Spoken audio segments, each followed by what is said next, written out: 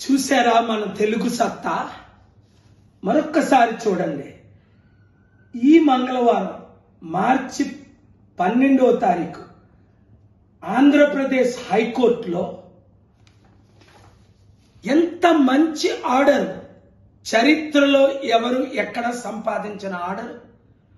Election commission కి మన Andhra Pradesh high court నేను వాదించగానే ఆర్డర్ చేశారు. ఏమని?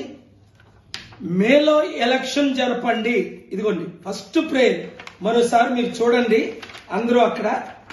ఫస్ట్ ప్రేయర్, మేలో ఎలక్షన్ జరపండి,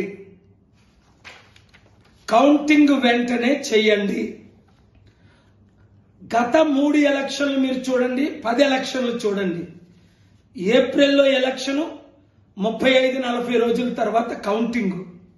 ఇది ఎవ్వరు సాధించలేరు అని సీనియర్ లాయర్లు, ఈవెన్ నాకు తెలిసిన జడ్జిలు కూడా చెప్పారు.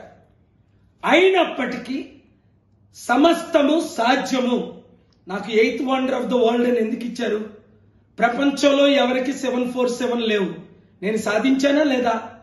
లక్షల మంది అనాథుల్ని నేను పోషించానా లేదా? అలాగే మీరు యూత్ వినండి, ఏదైనా మనం సాధించగలమని ఇదే రుజువు. ఏప్రిల్లో ఎలక్షన్ పెడతామని పట్టుపట్టాను. నేను మేలో ఎలక్షన్ పెట్టమని పట్టుపట్టాను. ఎవరు గెలిచాం? మనం గెలిచాం. ఎవరి మీద? మోదీ గవర్నమెంట్ మీద, ఎలక్షన్ కమిషన్ మీద. కనుక మిత్రులారా, జస్టిస్ నరేంద్ర గారు బ్లెస్ చేయండి విజయ్ గారిని. కోర్టు 17 వారు ఇంత మంచి ఆర్డర్ ఇచ్చి ఎలక్షన్ కమిషనర్ కి, అలాగే ఇంకా మీడియా ప్రకటించట్లేదు. మీడియా మిత్రులందరూ మన తెలుగు సత్తా. అదే టైంలో స్టీల్ ప్లాంట్ గురించి ఆర్డర్ వచ్చింది. ఎప్పుడు వచ్చింది? గురువారం మార్చి 14. ఏమని వచ్చింది? స్టీల్ ప్లాంట్ 8 లక్షల కోట్లది 8,000 కోట్లకి ఎందుకు అమ్ముతున్నారు? కనుక స్టీల్ ప్లాంట్ అమ్ముకుంటే నేను ఒక్కడే ఆపాను. ఎలక్షన్ ఏప్రిల్లో జరగకుంటే నేను ఒక్కడే ఆపాను. అది కేవలం దేవుని కృప, మీ ప్రార్థనలు, మీ సహకారం. కనుక మీడియా మిత్రులారా, ఇప్పుడు ప్రజాశాంతి పార్టీని గెలిపించుకోవాలి. 7569441275 అన్ని పార్టీలో ఉన్నవారు ప్రజాశాంతి పార్టీలో చేరుకోండి.